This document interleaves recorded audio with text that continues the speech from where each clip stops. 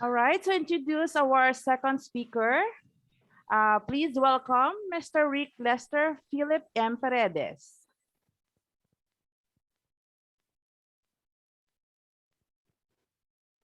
Good afternoon, everyone. Doc Quezon, Doc Balyados, Doc JJ, and to our speakers, Miss Jet, Sir Dexter, and Miss Doropan. Our second speaker will talk about promoting and integrating mental health in the workplace. He is a graduate of Bachelor of Science in Commerce from the University of St. LaSalle. During his college years, he was an active volunteer of the Balayan Social Development Center. Aside from his academic responsibilities, he was very active in voicing out the plight of the poor and the marginalized, especially for the fisher folks and farmers.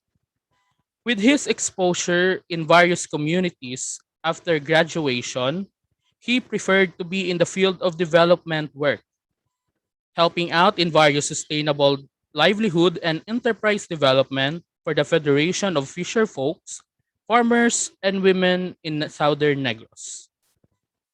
He was also tapped in different engagements related to community organizing, microfinance engagement, environment, among others. It is his passion to work with the basic sectors and also with the youth and the social and the student sector. He also finished his master in business administration in the same university, which further led him to corporate and development endeavors. He attended trainings related to microfinance in Ateneo de Manila University. He also attended social enterprise faculty development seminar through the Institute of Social Entrepreneurship in Asia. He was tapped by family corporations, Planters Group, for training of their employees. Presently, he is the head cluster coordinator of the University of St. LaSalle's National Service Training Program. He is the area coordinator for Bacolod City for Disaster Risk Reduction for Communication League organized by the CHED Region 6.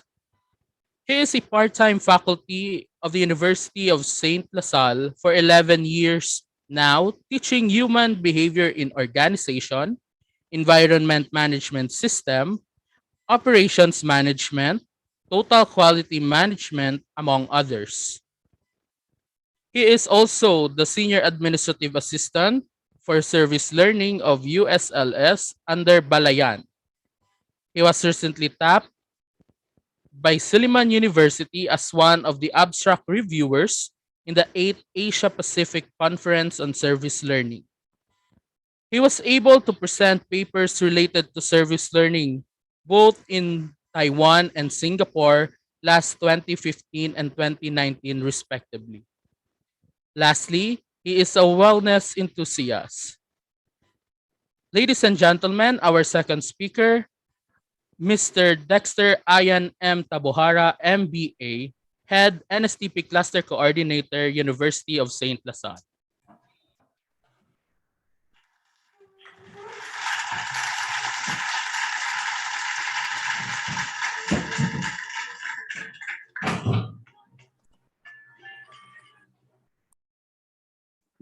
Mayong hapon sa tanan. I'm very happy this afternoon that I will be sharing related to mental health. So before I will proceed with my presentation, I would like first to say hello and thank you to my former boss, no, in CBA and our CBA in USLS and our former Vice Chancellor for Academic Affairs, Dr. Kison. Hello, Doc.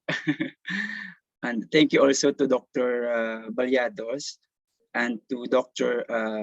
Piswinya. Sige. And to other, also to Rick Lester and other MBA students. Sige. So before I will proceed now with my presentation, I had a very short video, no, to present how important is mental health in our workplace. So Rick will play that later. Then I also requested him to to write down the link in the chat box. It's a short exercise on your mental health in the workplace. But we will not discuss the output, no, or your score, because it will be if you check that online, you will know the answer. So it's just to connect ourselves on my input. So I know na some of us have not good connectivity, so might be you can have that later. But if you had a good connectivity now, you can try that, no? And you will know the score. No? But I said it's just an exercise in preparation to my input. No? So Rick, can you please play the video? Thank you.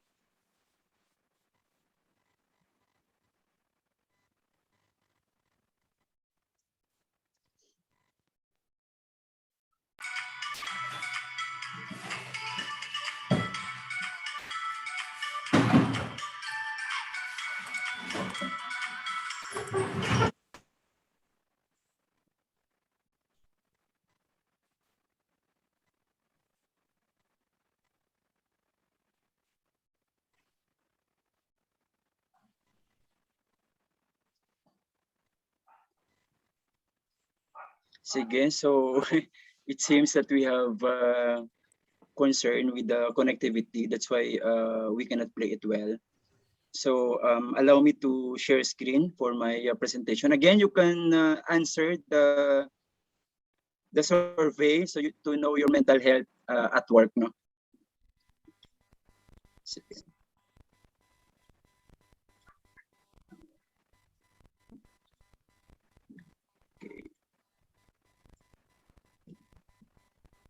Sige, I will share screen now.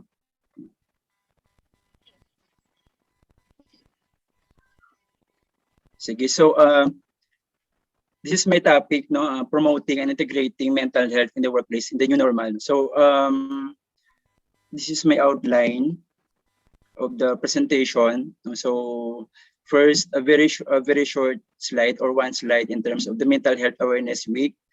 Then I would like to present the triple bottom line framework. So we normally use this, and I normally present this, no, so to give emphasis on the 3 Ps. No? I will discuss that more later. Then the data on the employees' mental health, no, some statistics, no, related to mental health issues. What are the dominant issues, no, common issues? Then the fourth one is the employers' responses and some recommendations and practices when it comes to promoting health practices in the workplace.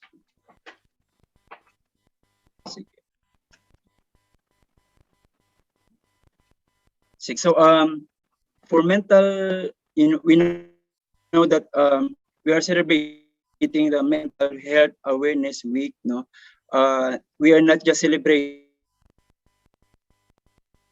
in the Philippines, but as well as in the we need to end the stigma, no, no, that kung may ano ka, kung conscious ka sa imo mental health or kung may concern ka sa mental health, may anxiety ka or may worry, parang may stigma na nga may ano ka, may problema ka or may buang-buang, no. So it's not true. So we need to end that stigma, no, because mental health is very important, no. So there is no health, no, without mental health, no. So we have to take good care of our mental health, no. So as I said, will first put my discussion on the triple bottom line in business. So the three P's, no. When you talk about the triple bottom line, since you are an MBA student, no, so we need to know that it is a theory that seeks to gauge, no, the level of corporate social responsibility in business, no. So before, instead of giving a bottom line associated with profit, the TBL theory argues that there should be two more, no, that we have to give into consideration. So the people, no, and the planet, no. So we need to balance people, planet, and the profit, no. So it's possible to build a more sustainable business model and a circular firm if we have the three P's, no. So people, we have to look into the working condition, no, of our people in the workplace. We have to look into if they are being paid well, no, in terms of the living wage, no. Then also of course, the mental health. So we have to take into consideration how are they, no. We have to take care of them because they are the one who are facing our customers and our clients, no. And sometimes what happened to them has also an effect on how they relate, no, to our clients, no, or other stakeholders. So the second one is planet, no, meaning there are companies right now that they are also very much responsive in terms of the SDGs or the Sustainable Development Goals, no, of the world, no. So amo na siyang of the United Nations nga gina-promote.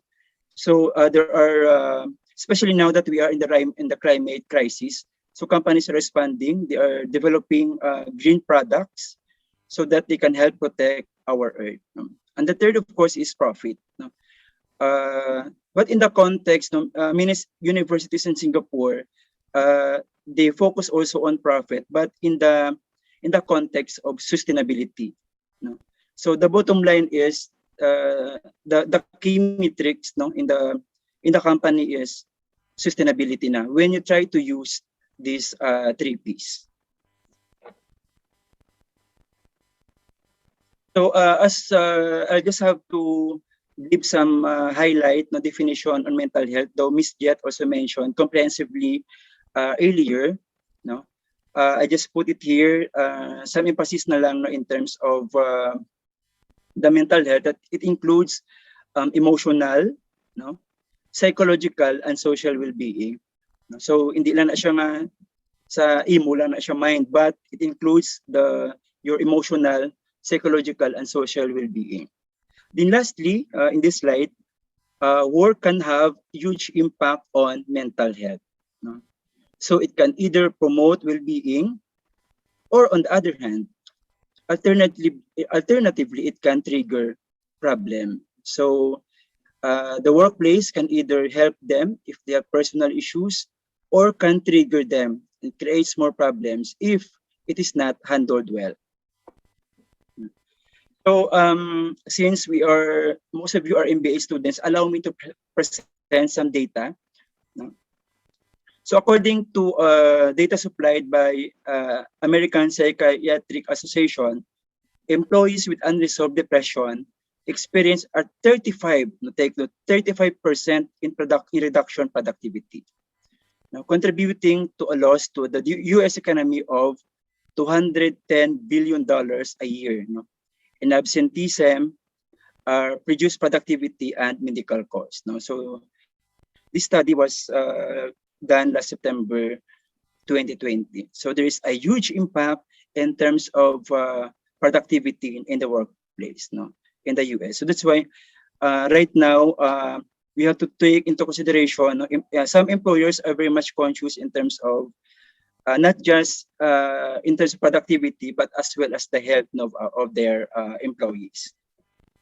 So for UK naman, based on the presentation of Ian Keeler, from the Clarity Healthcare Limited, just last 2020, Ian Keeler is also a human resource manager, based in UK. So based on the research, nearly a third of UK employees are absent due to mental health issues. So take note, my presentation is more in time of pandemic. Then 2/3 of UK employees do not report the reason for their absence. So wala nila they don't divulge the information nga ang naga-leave sila. And nearly a quarter of employees have considered taking their own life. So nearly a quarter. So that is a very significant figure. Then with the same source, 60% of employees experience mental health issues because of work. So 60%. Then 31% of the UK workforce have been formally diagnosed with a mental health issue.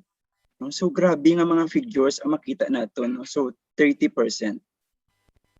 And then many of them, or 30% of them feel able to disclose a mental health issue to their manager. So 13% lang. Ang iban, maybe they have that anxiety, or they are not comfortable yet to discuss that to their employers. And the 91% of managers agree that they do affects the well-being of their staff. At least there is a significant number of managers na aware sila that their behavior and attitude, how they relate to their staff, have an effect to their team or subordinates. And only 58%,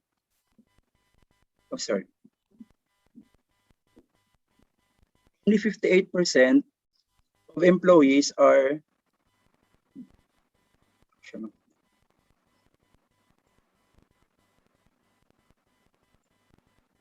anyway, I will just present the next slide. Siya masyado makita na. Okay, sige. So anyway, these are all important statistics as well. So long hours and challenges of constant communication means Britain's managers are facing specific mental issues. Their organizations are likely to be overlooking. So there are significant mental health issues. So they realize ang managers na they have to make significant attention, or they have to discover further kung ano gina siya. Then an increased tendency to work unpaid overtime and the always on digital culture in workplaces is negatively affecting managers' well-being. So always on the go, ang work subong is 24/7 na because of the technology. So unlike before na work is 8 to 5, so after that you have your space or boundary. At home now, you can be connected, you can be contacted if there are issues in the workplace. So 1 in 10 of managers surveyed took time work for mental health issues in the past year. So that's the effect also of their study. So at least naga-leave sila, but there is a mental health issue nga naka-anchor. Another one is 24% of managers have received training in mental health and well-being. So parang it's only a quarter of managers have training on mental health. So given the magnitude right now, the increasing concern of employees in mental health, pero ang training which badly needed by managers, parang pa lang, it's very minimal. So out of 10, parang 3 pa lang ang may mga adequate trainings. So there might be a need for the managers that they have training related to mental health. So how is COVID-19 affect our mental health? So for now, we do not know yet exactly what the impacts will be. So there are many, because it's still ongoing, no, and there are many ano pa mga what we call that, mutations, no, kagalain-lain pagit ang ano niya, may ara nga more contagious, no. So we are still no in this ordeal, no. There are many factors to consider, including lockdown, no. So we are in the Philippines has the longest lockdown, and ongoing restrictions such as social distancing. For Bacolod and Negros, we are parang in the critical level, no, based on Octa report, no. And because of this, there is also a fear of contracting the virus, or we feel anxious about family and friends, or fear of losing their job. No? So very sad to note now we have some friends na they died already, some are in the hospital, some are on quarantine. No? And we hope that this will be over soon with God's grace and mercy. No? So many will have suffered bereavements. No? So we can see in the graph na there is a significant number in terms of the mental health need, no? So the graph is moving upward, no? But here, parang before ni siya na-report na naganubo na ang COVID, because this data is based in UK, no? Pero sa aton right now, naga-increase man ni siya. So there is an increasing mental health need, and the fear for the COVID is still there, and wala pa tada nakagwa, no? And there are studies naghambal na it's not the pandemic will still be here, you know, for a time. It will take pa mga more than 2 or 3 years. No, we hope that, but we still hope and pray na it will be over. So how COVID affect our mental health? No? So early research into health impacts include, no, such as fatigue. No? So fatigue for all of us, not just the employees. No. Musculoskeletal conditions, so may mga body pains or may mga muscle tightening, no, something like that. Then there is a poor work-life balance na, no, because of work from home, no. It's also very difficult when you work from home, because there are employees na ang ilang environment at home daw hindi kita muna. And of course, sometimes may mga kinanglan, may makita ka kaka-disturb ka, kinanglan mo imuson, no? So there is a need to focus, and sometimes you are also required to be more productive, man. Then reduce exercise because of the effect on mobility, no? Then increase substance misuse, no? So that's why right now if may mga drug operations gihapon, no, nagdamo siyang kakadakpan kay ang iban amo na ila coping, no, so they illegal drug or substance abuse, no. So some are involved in drinking, no, and other iban smoking man, and a lot more. So naga-increase man ang consumption. Then employees have been reportedly they reduced motivation, no. So we as MBA students or ang employees kinahanglan nila to look into nga ang employees are having that reduced motivation. Then some of them they lose purpose man, no. Right now, no, kay daw kadugay na sang pandemic, though we are trying to sustain ourselves. Then there is a feeling of anxiety and isolation, no. Especially na if kung nag-positive ka sa COVID, so it could be naara ka sa hospital, or you will sent to facility quarantine, no? Or especially if you are waiting for swab, no? So the agony of waiting. So grabe ang anxiety these days. Okay, so how COVID affect our mental health, no? A recent survey showed that mental health challenges show themselves in several ways, no? So we can see here in the graph, so dominantly, no, pinakataas mo emotionally exhausted, no. So the fears, the anxieties are there, no. So then you are also afraid na on the needs of your family, no? Or may kilala ka nga nagka-COVID, no? So grabe na subong, no, the mga danger sa atong tanan. So more than half say that they are more emotionally exhausted. feel increased sadness or are more irritable, no? So mas damo tagid subong ang irritable, no?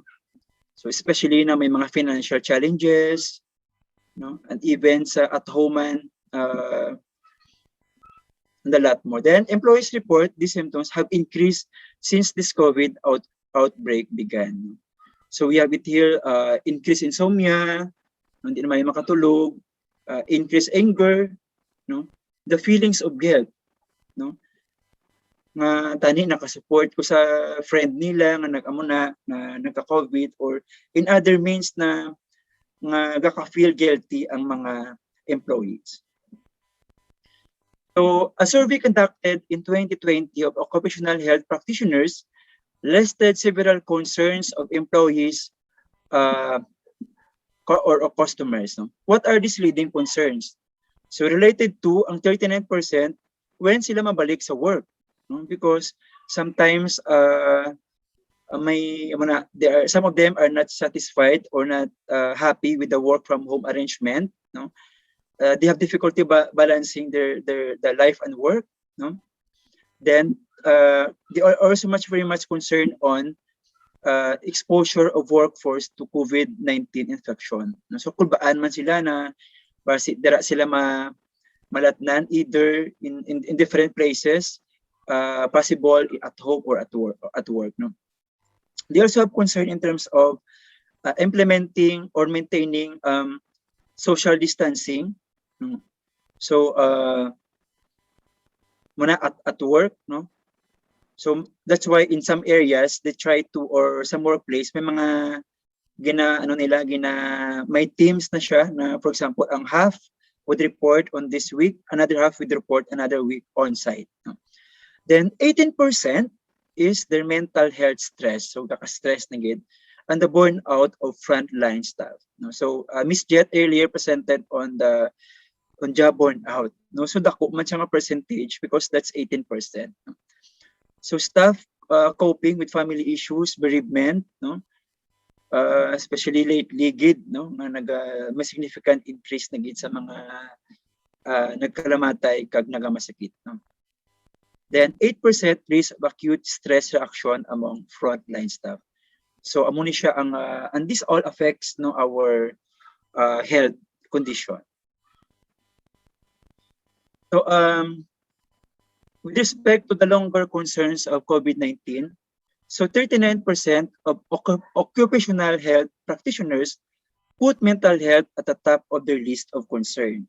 So again, this is in the UK nga data. So I think in the Philippines right now, may amo man na siya nga emerging focus, no, need, no, by the employers, no, and some mental health groups to really look into the concern of the employees even in this time of pandemic. So 10% said it would have negative effect on the well-being program. So they need to add more or think of more ways to have wellness activities in relation to their employees. No?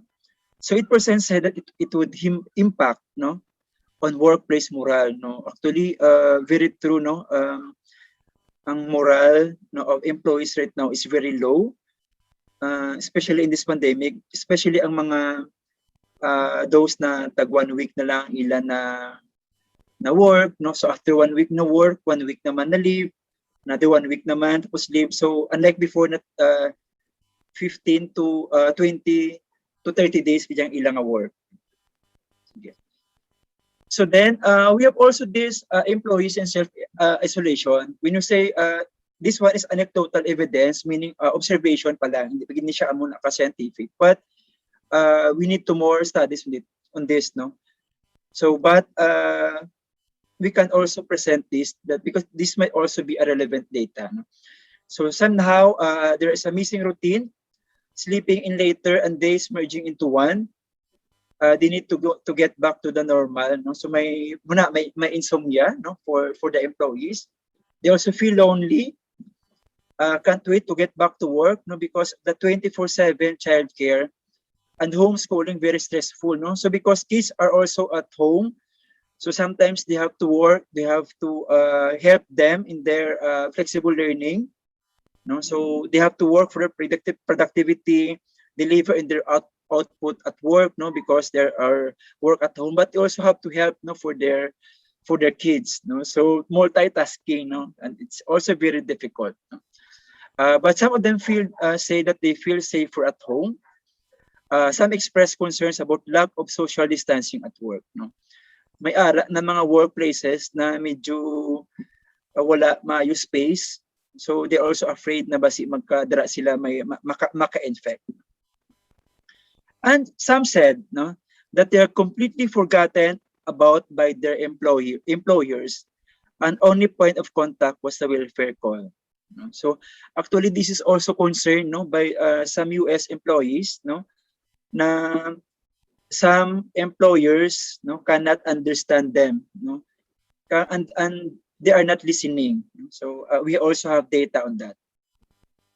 Rather work at home because as effective, if not better, use of time. No, mayara man niya gusto nga prefer nila ang work at home because, as mentioned, they cannot have that social distancing.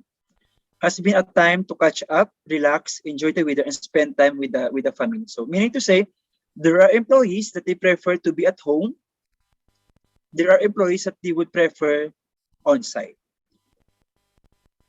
So allow me to present the mental health in the continuum, no? So that we would know in which situation that we need to ask for mental health professionals. So in the left side, it shows mentally healthy people, no, in the end of the spectrum, no. Those with mental health issues in the middle, no, and those with mental disorders are on the right side. So ang mga ill, injured, amo ni silang mga native nga i-refer naton. Or if you have health professionals, no, we can refer to them or sa mga associations. So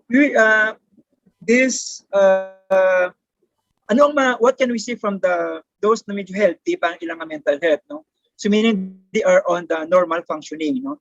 So healthy and reacting, no, in terms of the self, what they need are self-care and social support lang, no? So normal mood fluctuations, takes things in stride, no? And they have consistent performance, no? Ang ilang sleep pattern is also very okay, no? They are also very much physically and socially active, no? Usually self-confidence and comfortable with others, so they can interact, they don't isolate themselves. So okay pa na sila. So they are normal functioning pa, no? Reacting, they are common and reversible distress. So iniya, somehow they are irritable, impatient, nervous, no? Increased worrying, procrastination, forgetfulness, no? Though lower ng ilang energy, they have difficulty in relaxing, intrusive thoughts, decreased social activity, no? So if they're experiencing like this, they just need self-care and social support. Now, in the other areas at the right side, no, for the injured, no, nga do increased na gid kag significant, may anger, may anxiety, lingering sadness, tearfulness, hopelessness, worthlessness, no, preoccupation, decreased performance in academics or at work, no, avoidance of social situations, no. So if you can see these indicators, no, withdrawal, no, nga before do ka friendly man sa ila, but now medyo do ka pala diyo na sila. So munang mga balantayan man, no. So ini naman ang last part is the ill, no, the clinical disorder, severe and persistent functional impairment. So amo ni sila ang kinahanglan na ang injured and ill, they are the one who needs referral, no. Significantly difficult with emotions, thinking high level of anxiety, nga daw nagasala-sala, nagapanic attack, no, depressed mode, feeling overwhelmed, constant fatigue, disturbed contact with reality, significant disturbance in thinking, and then, no, may ara na sila mga suicidal thoughts and intent and behavior. So amo na ni ang mga areas na balantayan, no? So if you are the mental health expert, no, in the workplace, no? So amo na ni ang mga for the employer, you have to look into those employees na may amo na ni ang mga behaviors and attitudes. Sige. So now I will share on the some employers' responsibilities and some recommendations. I hope ang data that I presented provided us the information, no, how it will affect productivity, no, and the level of stress and anxiety among the employees, no, so in different parts of the world, no, and I'm sure in the Philippines, based on our observations, no, as we talk with our fellows, no, our friends, no, who are working, parang may relationship and we believe, no, na naamo man na siya.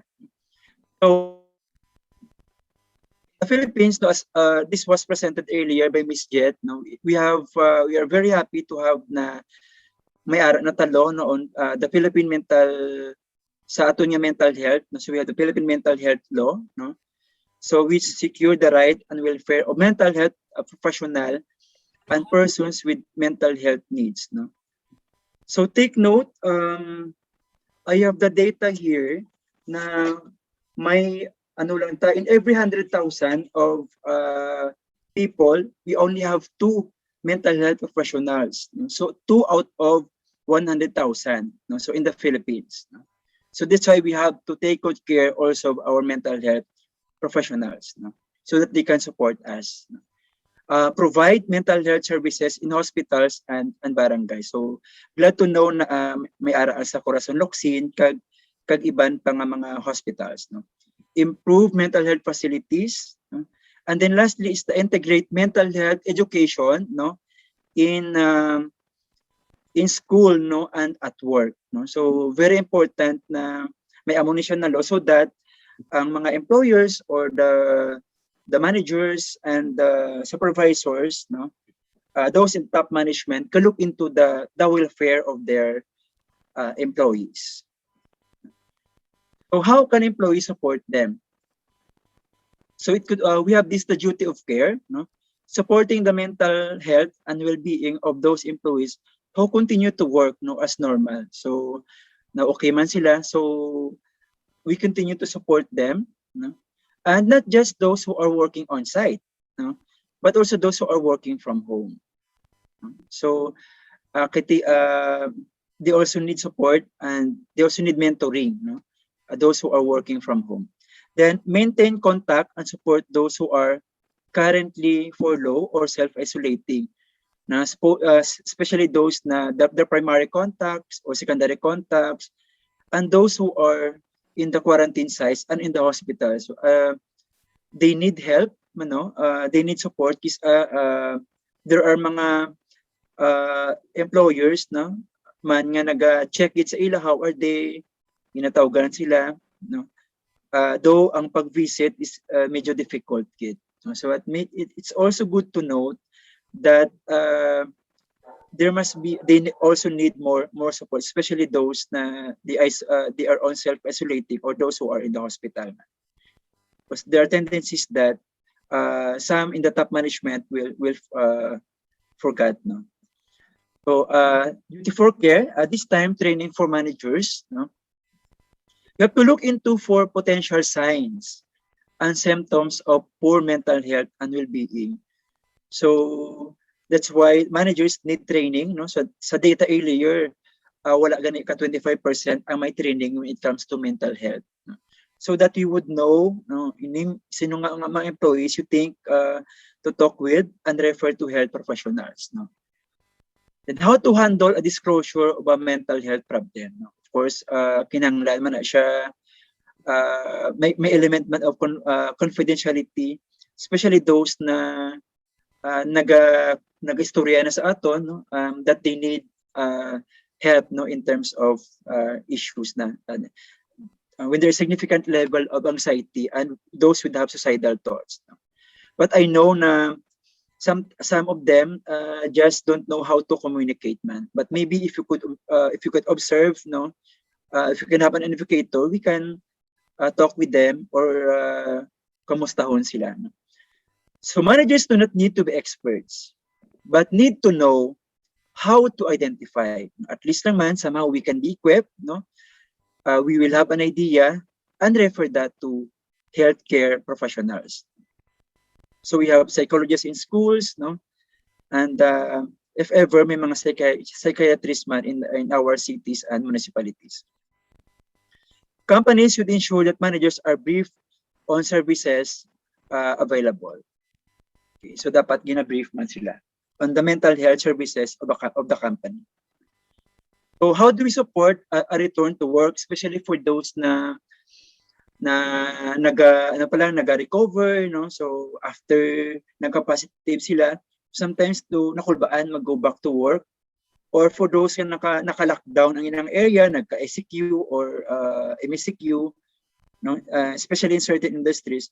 So there is hesitancy, no, or anxiety if what if in their office ara gid ang present of virus, so something like that. So how can we support them, no?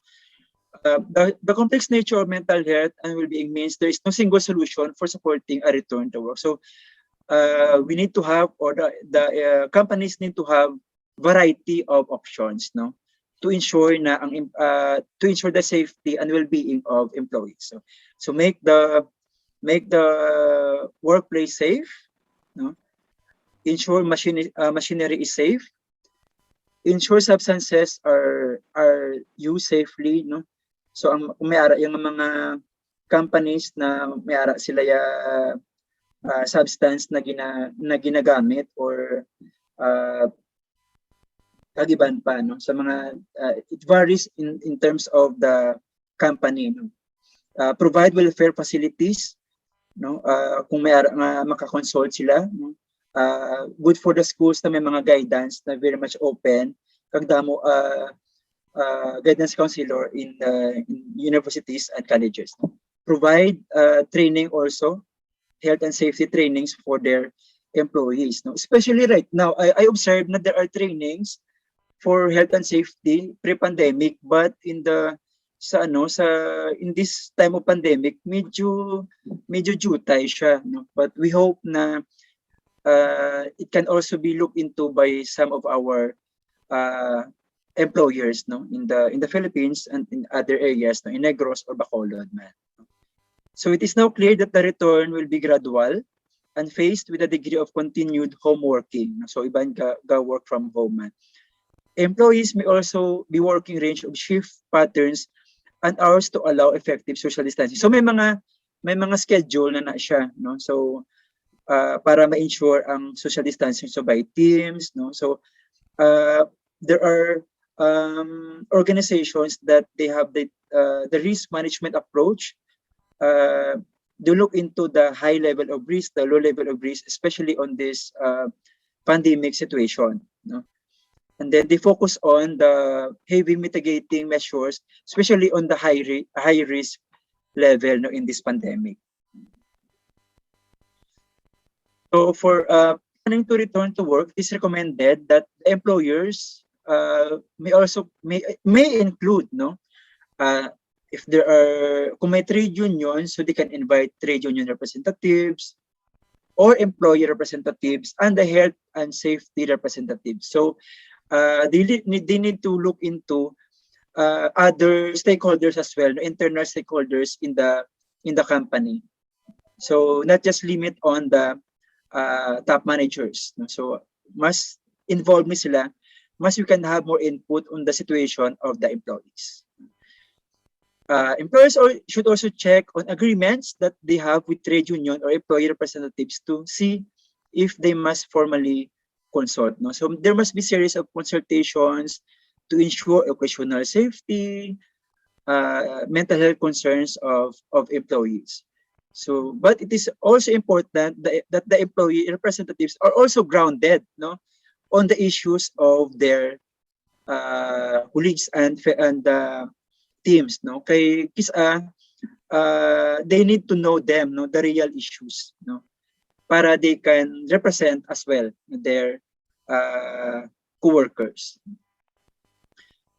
Employees should be ready to return to work at short notice, but employees should be flexible. So there's also a call for the employers to be flexible, man, especially on the situation right now. No? But employees should also be ready in case na ipatawag sila sa on-site.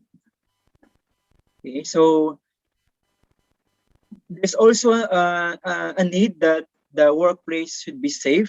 So that's why there are organizations or companies na gina-disinfect nila ang ilang workplace, no? Especially kung may mga cases, no? So they try to make an effort na gina siya ma-clean up or disinfect the whole campus, no? So employers must make the workplace as safe as possible for staff, no, customers, and anyone else who visits, no? To these employers must encourage staff to work from home wherever possible, no? So in Lasal, no, we have an opportunity, man. We are very glad na may mga work from home scheme kami, no? Kag may ari kami may gina-ensure ang safety when we go inside on site, no? And even may mga regular disinfection, no? For offices and different buildings, man. So we also have the risk assessment, no, to identify what might cause harm and make reasonable steps to prevent that. So may risk assessment tool or methodology nga ginahimo para mabalaan ang elements of risk. Then take actions on the risk level we are into. Follow government guidelines and working safely during the virus. So we have to follow mga DOLE na mga regulations, policies, departmental orders, no? Para we are still in conformity with with the government, no? Keep close also to health and safety executive. So those are the things that employers can look into to have a safe workplace, no? So there's also a need to discuss plans with staff, no? There is a need to have more collaboration or dialogue between employers and employees, no? They should discuss as early as possible about any plans to return to work, no? It's also a good idea to discuss about when staff may return to work, no? How staff will travel to and from work, especially sa mga kung different ang areas they are into. Kung halin sila from Manila or from different place nga naka-lockdown. So of course, naga-base man ta sa quarantine status man. How's health and safety is being reviewed and managed. So if we have some manual to discuss, no, some flow to ensure, no, na ang kag mga infographics that can help, no. So we're also glad na sa school may ara man kami na ng mga infographics, no. Courtesy sa amon nga clinic na may gina-remind kami how can we have more health and safety campus, no, to have para ang employees naton everyone is safe, no.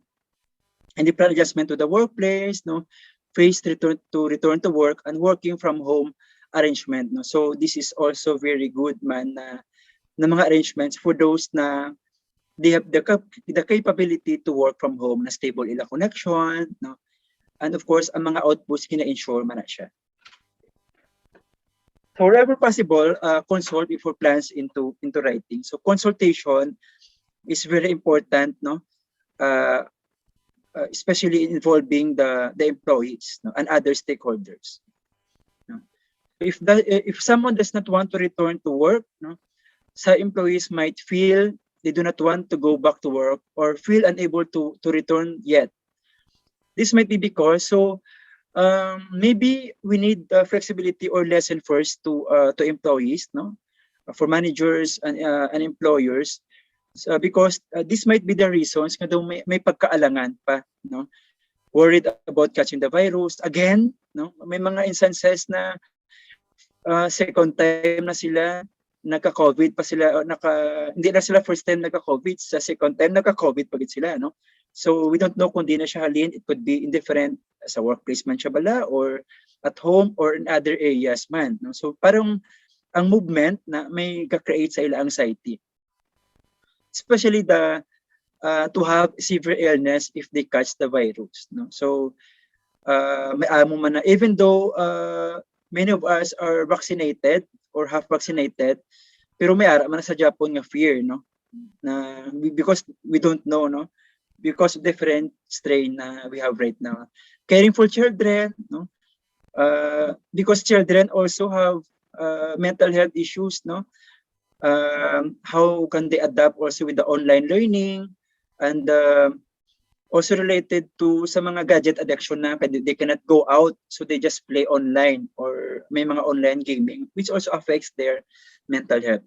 Then the last one is living with someone who is shielding. What do you mean by shielding? Parang they are protecting these people because they have comorbidities, or the possibility nga if they will be infected by the virus, mas severe or critical ang ila na ang matabo sa ila. So nakulbaan sila magwa. So I hope we also need to look into this concerns man of employees. No? Then an employer should listen to any concerned staff may have and take steps to protect everyone. No? So consultation again and dialogue, no, is very important. So these are the things that we need to look into. No? Potential interventions to consider: communication plan, practical issues such as hygiene and social distancing measures to allay concerns. No? So si Miss Jet nag-present earlier nga itong mga kinanglan nato ni mo on wash hands, wear mask, because sometimes, and I noticed na guro sa kalawigong kakalipat ng iban, no? Especially sa mga public places, no? So we need to be reminded once, time and again, no? Connect with friends, no? Provide ways in which employees can connect with friends or mga workmates, no? But not necessarily face to face, but online, no? Then training, provide managers and employees with training, no? So very important, earlier the data presented na 1/4 or wala gani ka 1/4 ang na-train on mental health na mga managers and supervisors. And even if we have the resources, because the webinar lang man, we can invite more we can invite more employees. Then employee assistance program, consider introducing this where one does not exist. So how can you support them if they have issues? No, and there are a lot more factors na they have right now at the basis of anxieties. No? So potential company interventions to consider: review approach, review current mental health guidelines. No, so there are companies na may mga guidelines sila on mental health, may ara pa nga wala, no? And even sa mga industries. No? Flexible working practices, consider adapting current policies for quicker actions. No? So we need to be more adaptable, and we have to act soon, no? Given the urgency of the situation, no, in this pandemic. No? Then senior leaders encourage senior team members to include messaging about mental health and well-being. No? So we might be putting that also in the center of our programs, no, for administrations and employers as well, no? Because we know man nga kung nag-worry, kung may anxiety, ang ato nga immunity nagapanaog man. So we need to address this also. Internal mental health network, establish champions who can support the organization. No? So that's why we need to connect with our psychologists. No, we need to connect also with psychiatrists. No, kag iban pa nga mga mental health associations. So we're also very glad, no, in Lasal we have Doc Weng, Doc Lito na nag-help out, no, for mental health of the Lasalian community. So potential interventions to consider again. Consider employee phased return. Even when an employee will be working from home, conduct a return to work meeting. No? So kung magbalik sila, kumustahon sila ana if they're ready or not. Or if not, ano mga possible work arrangements. Discuss support required. This will help ensure a successful return to work and should include the role of the manager on how they can help them. No? So as MBA students, or I know you have a significant role right now in your workplace, so you can ask them how they are doing, no, your team, no, and other employees as well. No? Ongoing dialogue, regular contact will assist after return. Review workload, adjust this where necessary. So, ilang taon man ang ilang workload, basi too much naman, no? Especially nga may mga functions, may mga workplaces right now or companies na may ano na, may mga ginapag-release ng mga employees. So, ang iba naman yan nagaka-double, na may mga companies nga nag-double man ang ilang work, no?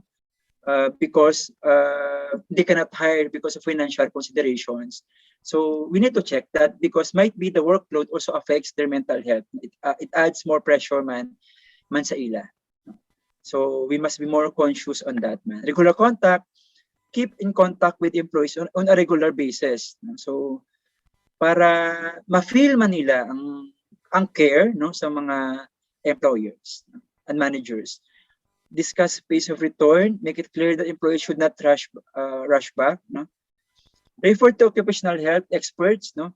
Utilize occupational health or other relevant services.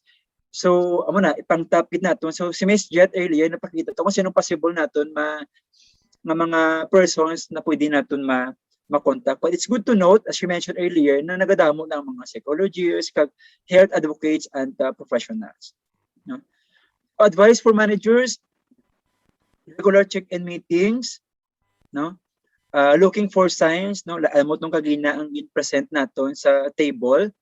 Role modeling, no? For those na makita natin na happy persons, or those na pwede natin ma-point ka, paano siya nag-cope up even with a difficult situation, no? And pwede siya makashare, i-request to share about ang iyang coping mechanisms, no, even with the challenges. Connecting to people online, no? So Zoom meeting or phone call or whatever. No? So we have to consult our kamustahon natin ng mga friends. No?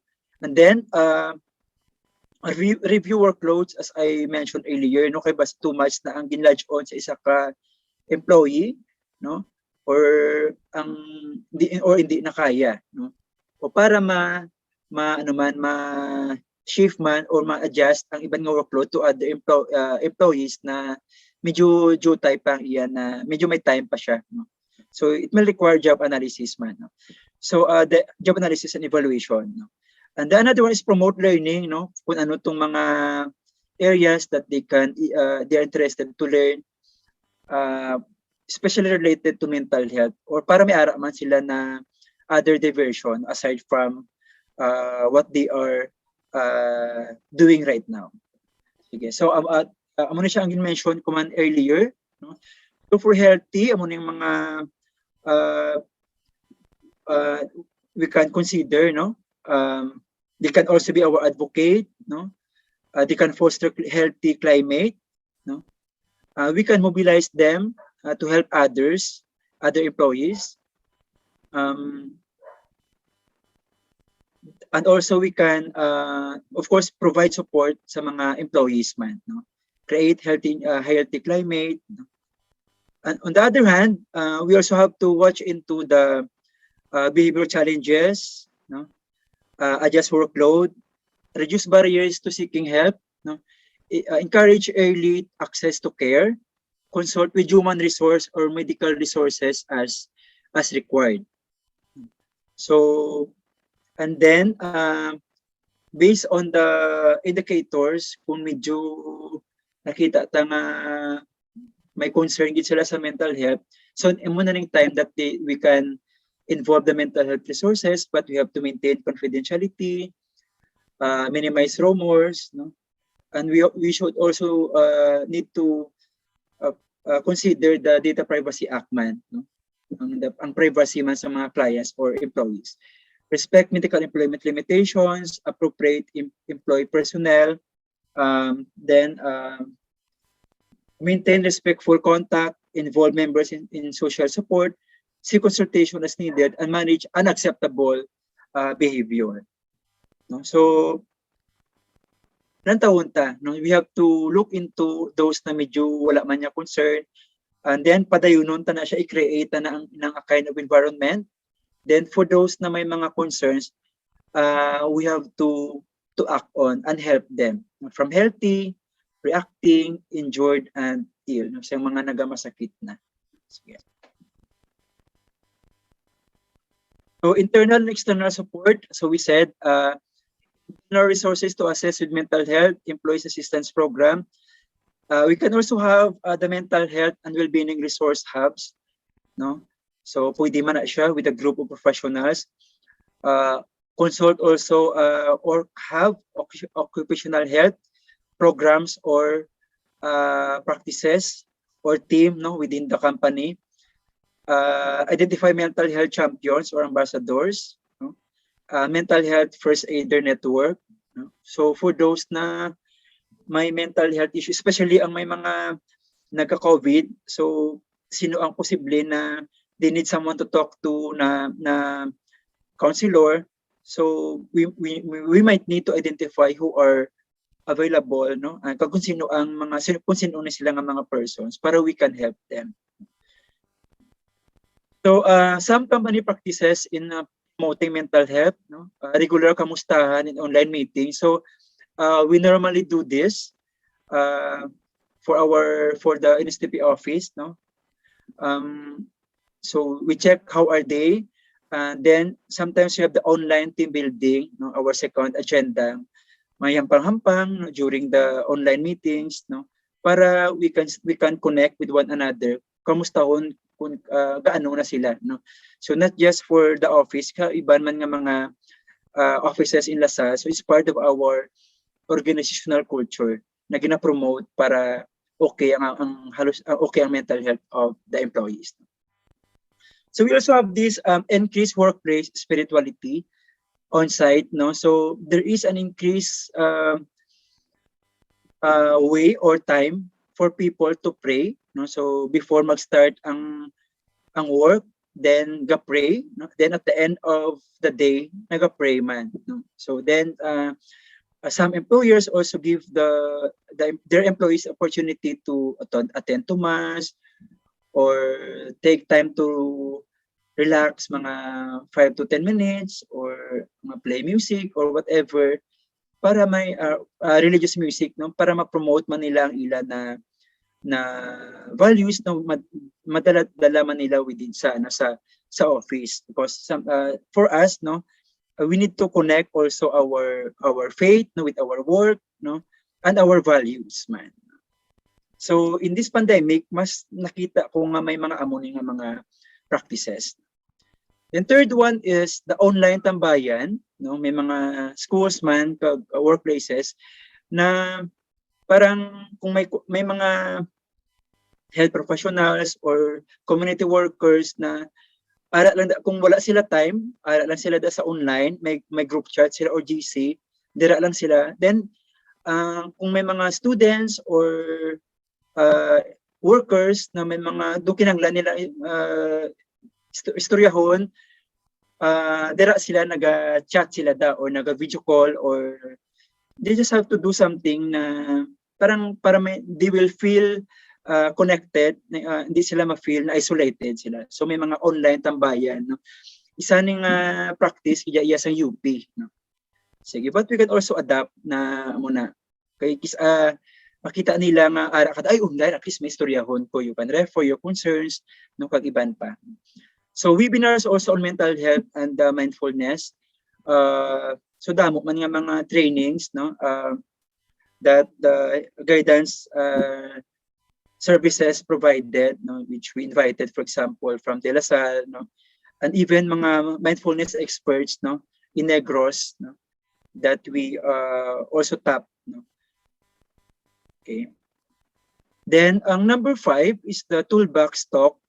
Ini naman ang toolbox talk before ginagamit ni siya sa mga construction companies na medyo ang ilan na work is difficult, no? May taas ng mga buildings, construct sila. So before sila proceed sa ilang work, gina-brief sila for 5 to 10 minutes. How are they being reminded on the safety protocol, or how kung kamusta man sila if they have concern, if they're ready to go to work, no? Because if they're not ready to go to work, tapos may safety na involved, no? Basi makaladagdag or whatever, kung may anxiety ka na, tapos nagsaka ka na to sa 10th floor, so medyo budlay na siya.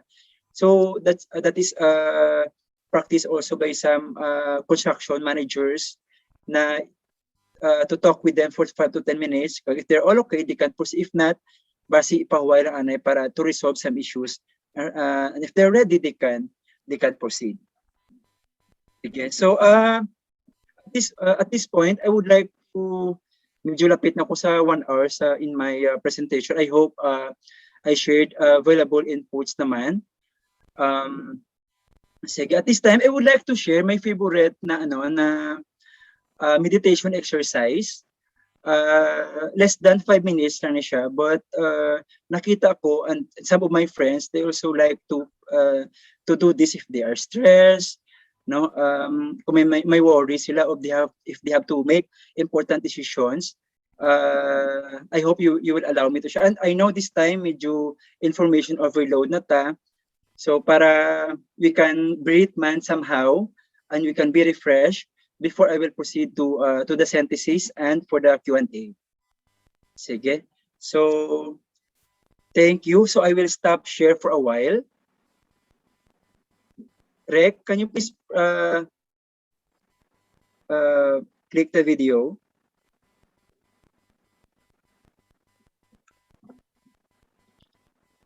Rek?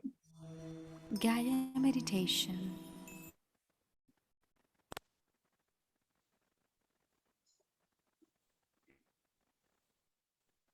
Video, Rek? Thank you.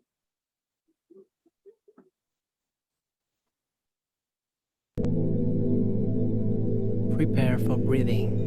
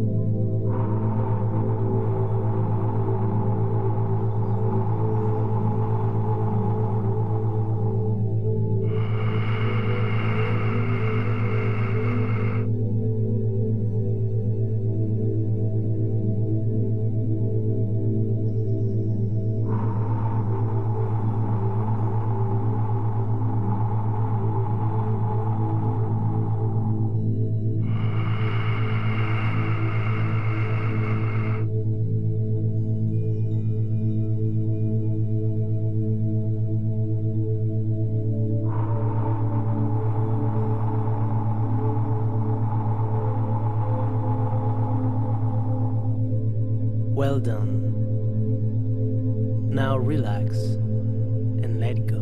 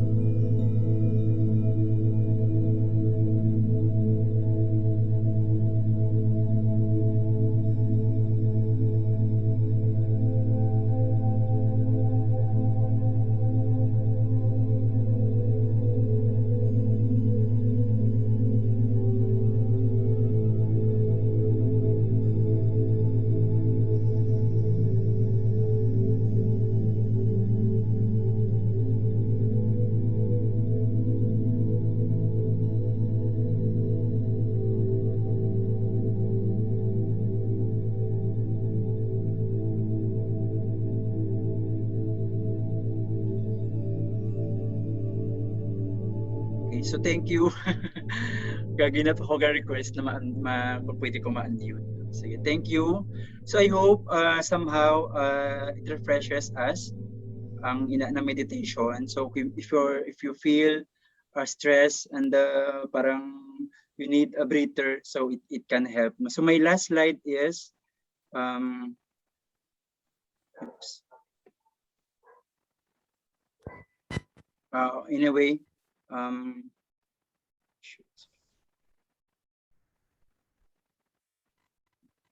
sige, so since wala na ko time, no, actually my last slide is more into the ano na siya, synthesis na we need to take care of ourselves, no. So HR practitioners, MBA students, and managers, no, we need to take good care of ourselves also, so that we can take care of our people, no, and other employees man or stakeholders in the workplace, no. Sige, so if you have questions, the floor is open now to ano. All right, so thank you very much to our second speaker, Mr. Dexter Tabujara. Another round of applause, please. All right, this time let us have once again an open forum for the question and answer that could further help us as an MBA students on how to promote and integrate mental health in the workplace. So these sets of questions will be asked by the following students: Ms. Mendez, Ms. Tuhao, Ms. Valence, Mr. Grande, and Ms. Esmani. So please don't forget to please state your name first and open your camera, please, before asking the question. Go ahead, please.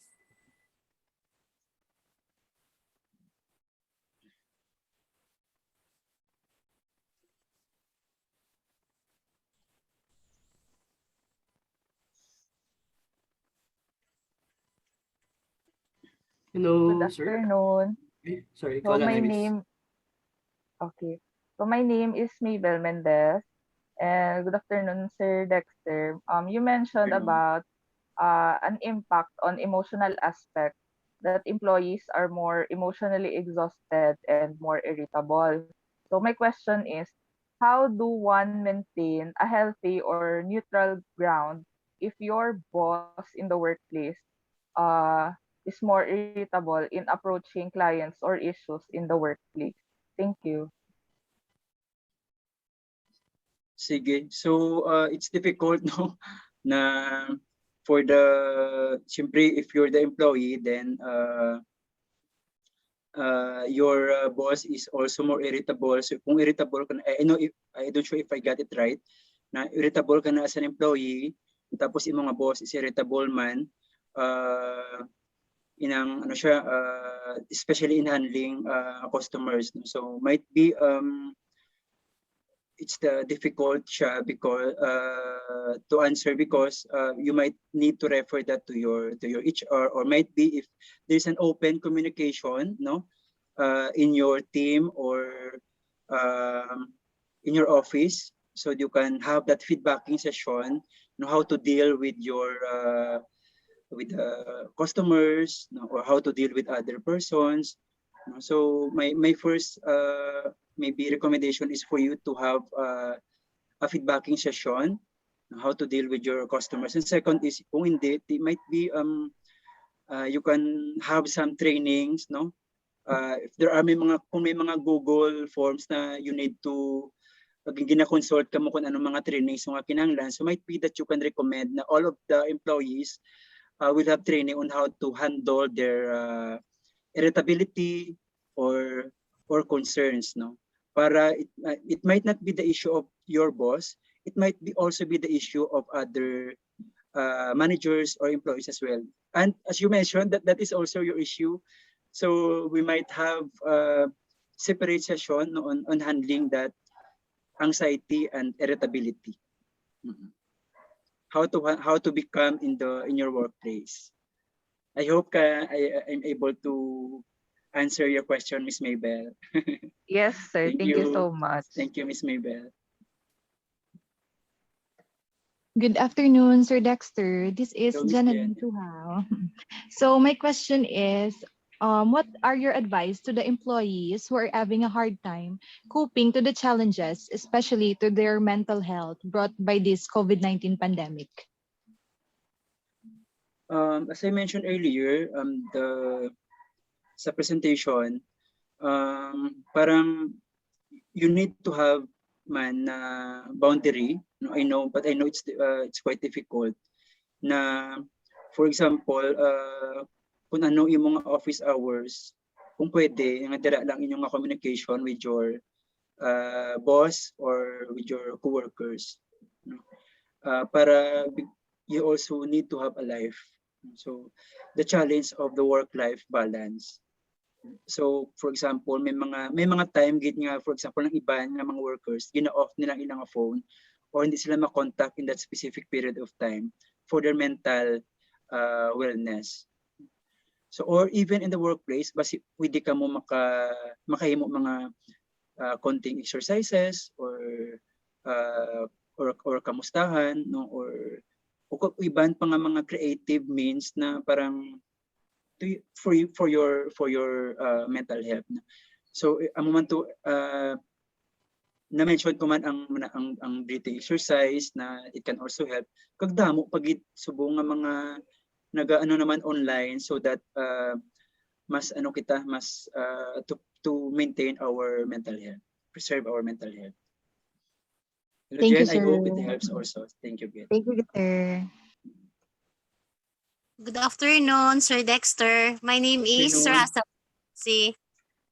You have mentioned earlier in your topic the self-care and social support. Now my question is, what do I do if the support doesn't help me? Thank you. Yes. So might be you can look for other supports. I mean, kung na nga support group do ka toxic na, I'm sure you have other friends na maka-provide sa imong support, no? Or if there is a guidance counselor in your workplace, or kung wala sa pwede ka man ma-refer in your area, I'm sure may iban kagid na nga may best of friends ka man na you can express your emotion or your concern. So explore ka na gid iban. Don't limit yourself to one support group, no? Or if you have other hobbies, no, nga example may interest group, no, nga dira ka maka-express man or be connected, you feel good. So explore ka man sa ila. And it can also help. Yes, sir. Very good answer. Thank you so much, Thank you, sir. good Miss Rizal. Good afternoon, Sir Dexter. Hello, Sir Andrew. As lang ko tani, during this pandemic, bala, in this recession time, most people lost their jobs and kabudlay gid mangita ubra subong. But what if my job affects my mental health? Do I have to resign or agwantahon lang? Well, it's difficult, no, to balance your financial need, no, and your financial need and your mental health condition, no.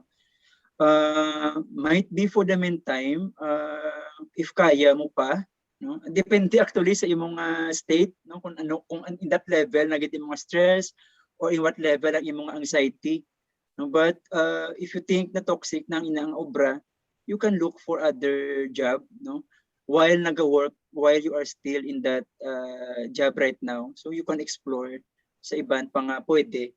Kaya I'm sure damo man sa mga online job or opportunities na pwede na may mga tutorials o iban pa, or even mga businesses, no, nga mga ga-deliver sila kung sagad sila magluto or ibang kabuhayan na nga mga ideas right now, damo man.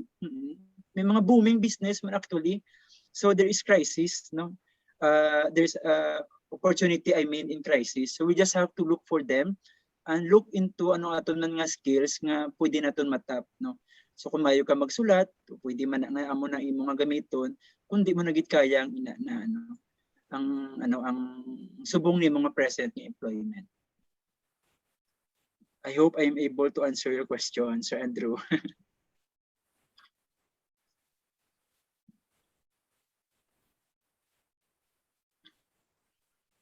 Hi, Sir Dexter. Good afternoon, Hi, sir. Urge. Ari ko din. So, Nice to nakita na see you, yun. yeah. Yes, sir. So, very insightful gid ang talk mo, sir. Daw, iko na learn. So, Sir Dex, I was assigned to ask questions for you. So, ang akon question, sir, siguro everyone can relate to this, no? Because as you have mentioned in your discussion that we are in a digital culture because of the pandemic, no? So, kadamos ang adjustments.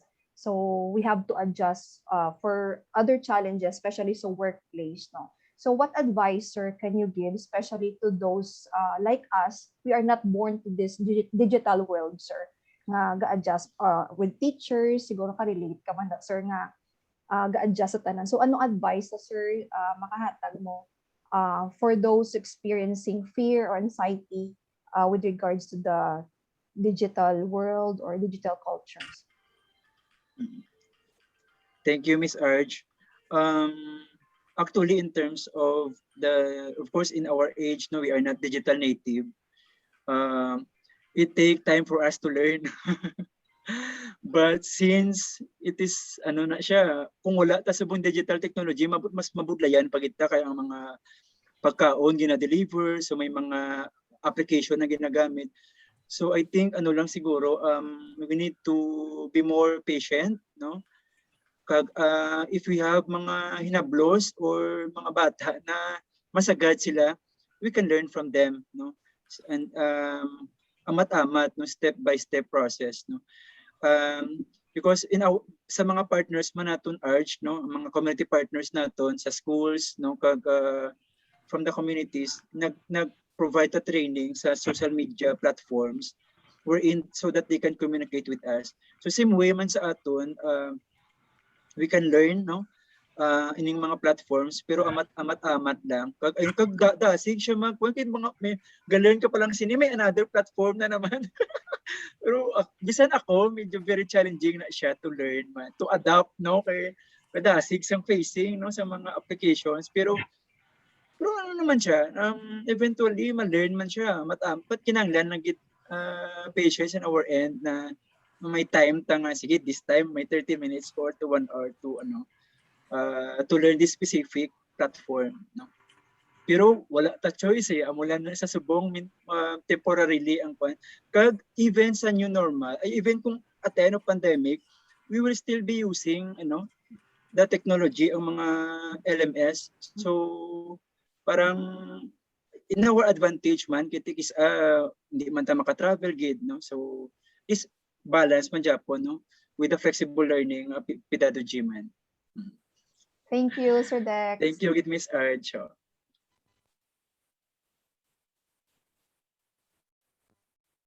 Okay.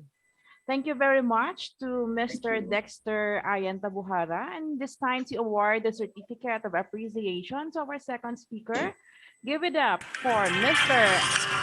Andrew Lloyd D. Grande.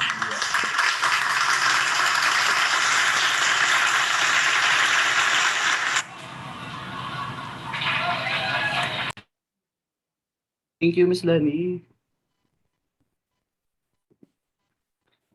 In recognition of invaluable service extended to the school as resource speaker during the talk on mental health with the team Mental Health Really Matters via Zoom, given this 9th day of October 2021 at Carlos Salado Memorial State College, Fortune Town Campus. In behalf of Carlos Salado Memorial State College, I'm giving the certificate of appreciation to Mr. Dexter Ayan M. Tabuhara. Thank you so much.